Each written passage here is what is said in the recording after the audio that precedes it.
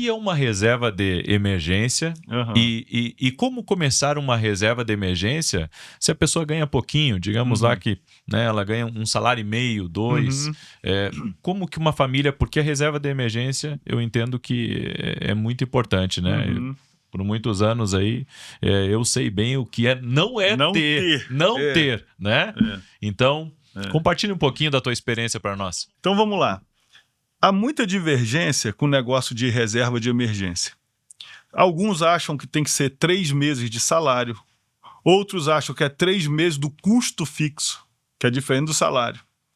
Tem gente que acha que é 6 meses ou 12 meses. Ok, então independente ali de quem está certo ou está errado, né? Então vamos tomar como base pelo menos 3, no mínimo 3 meses. Ou seja, se você ficar sem receber nada por 3 meses, você vai manter o seu padrão de vida atual.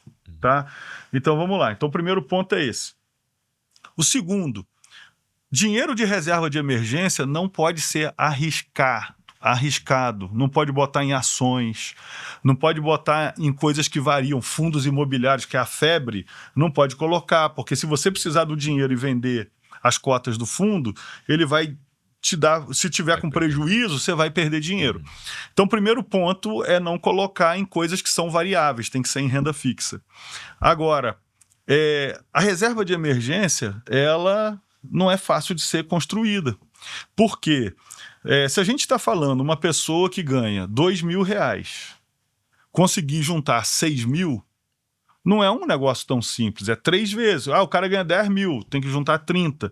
Aí você fala, pô, é mais fácil. Não, não é mais fácil, ele gasta muito mais do que o cara de 2.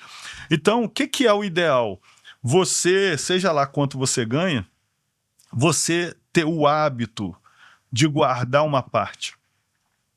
Alguns vão dizer 10, 20 ou 30%. Né?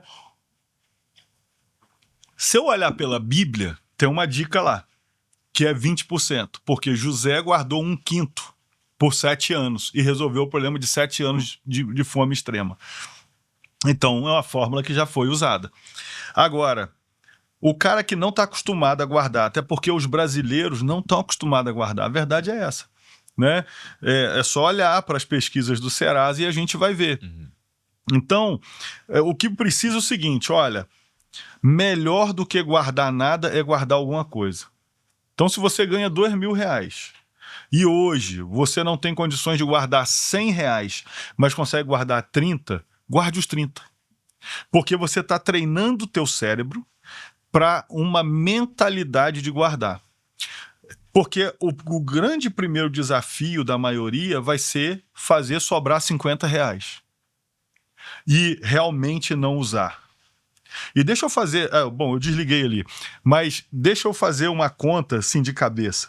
Se você, por 30 ou 40 anos, guardasse R$300 por mês, pegando uma taxa, não essa que a gente tem hoje, de 1, qualquer coisa, mas uma taxa média da Selic de 0,8 dos últimos 20 anos, você vai ter cerca de R$1 milhão daqui 30, 35 anos. Significa o quê? Mas vai ter inflação, mas agora também tem, você não tem nada. Então, o grande desafio é fazer um plano de longo prazo. E quando a gente pensa em longo prazo, o valor pode ser pequeno. Então, por exemplo, se você ganha 2 mil hoje, você primeiro precisa fazer uma reserva de emergência. Bom, antes disso, se você tem dívida, tenta zerar a dívida. Depois, você faz a reserva de emergência. Ou faz os dois juntos. E aquilo, e não vai naquela coisa assim do tipo, pô, mas eu não faço porque eles dizem que tem que guardar 10%, eu não consigo, que tá tudo comprometido. Ué, você ganha 2 mil, não dá para guardar 200, guarda 50, guarda 40. Sim. Né? Então, a dica que eu dou é, construa a reserva de emergência, no mínimo de 3 meses, e guarde o quanto der. Não dá para guardar 10%, 20%, guarda R$20, guarda R$30. Mas junta alguma coisa. Mas junta alguma coisa, porque uma hora você vai ter dinheiro. Pastor, uma pergunta importante. A gente vê muita gente endividada. Inclusive, tenho amigos que acabaram se endividando, mesmo ganhando bem. Tipo, a pessoa ganha 30, 40 mil por mês, mas ela nunca conseguiu comprar um imóvel, sabe? O carro que ela tem está financiado. e ela está sempre correndo atrás da máquina, sempre endividada. A pessoa que se endividou, né? Como se livrar das dívidas? Como, sabe, reposicionar na vida? Tem como a pessoa zerar na vida, podemos dizer, e começar uma nova vida? Porque isso é uma questão de mentalidade também. Porque às vezes a pessoa ganha, né, 100 mil, digamos, né? Pega um empreendedor, ganha 100 mil ele gasta, e mais um pouco ainda. Às vezes gasta 110. 110. Por isso que gera dívida. Isso. Então, zerar, assim, falar assim, não, hoje eu vou zerar. Não tem como, tem que ter lá o dinheiro para pagar e zerar. Então, assim, eu uma vez dei uma aula sobre isso, né, sobre como se livrar das dívidas. Então, por exemplo, primeira coisa, parando de cavar o fundo do poço. Parar de gastar. Por quê? O cara já está no fundo do poço, pega a pá e cava mais. E vai descendo cada vez mais. Então, primeira coisa, o cara que está endividado e de verdade quer se livrar, tem que parar de gastar. Primeiro ponto. Rapaz, só para te dar uma... Me lembrei, eu pego alguns ganchos assim na minha cabeça que vai surgindo. Eu tava ouvindo um podcast, até um pessoal conhecido da gente, e eles dizendo assim, olha, se você tem problema aí, né, corta os cartões de crédito, mas aí tipo não é a solução, né? Ele vai e pede a segunda via. Então isso não é a solução. Não é a solução. A solução é a seguinte, você primeiro tem que parar de gastar. Porque senão o fundo do poço não chega nunca, que você cava mais, né, depois que bate no fundo. Outra coisa, olha o padrão de vida. Porque endividamento, tirando as fatalidades da vida que acontece, o cara perdeu o emprego e não tinha uma reserva de emergência, aconteceu uma doença. Então, tirando as fatalidades, a dívida geralmente é gerada por causa do desencaixe do fluxo de dinheiro entrando e saindo. Então, o cara pode ganhar 100 mil, se gastar 110 vai faltar 10, aí ele usa o cartão.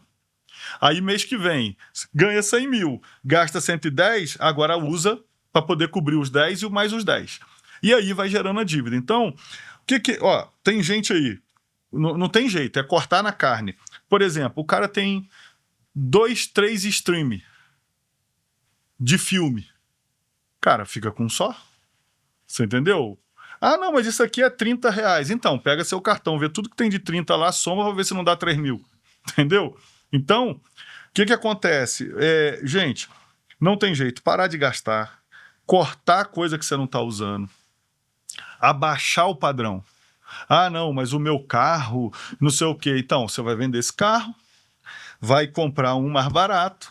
A diferença, você pode metade usar para começar a construir a reserva de emergência, outra metade para pagar e diminuir um pouco a dívida. Entendeu?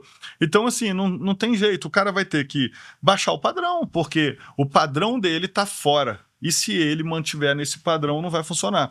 Então, se eu fosse dar só 3 dicas, é porque são bastante coisa. Mas se eu fosse dar 3 dicas a mais importantes, são essas 3. Tem que abaixar o padrão. Tá fora do padrão, amigo. Não dá para andar com esse carro, não anda. Não dá para ter 2, tenha 1. Não dá para ter 1, tem MEI. Entendeu? Anda de Uber, né? E por quê? Você quer resolver o problema. Você parar de gastar, né? E aí, se você fizer essas coisas vão começar a ajustar. Não resolve do dia para noite. E buscar uma outra fonte de renda também, né, pastor? Então, para aumentar a esse entrada. Eu nem falei ainda, porque tem uma sequência, né? Sim. Mas por que eu não falei esse? Porque esse talvez não seja o mais rápido. Entendeu? Porque eu tenho que parar. Pensar. Né, o que vai começar. Não, aí eu tenho que bater lá naquela porta para ver se o cara vai me dar oportunidade. Eu tô falando de coisa que depende da pessoa. Então, assim, baixar o seu padrão de vida depende de você.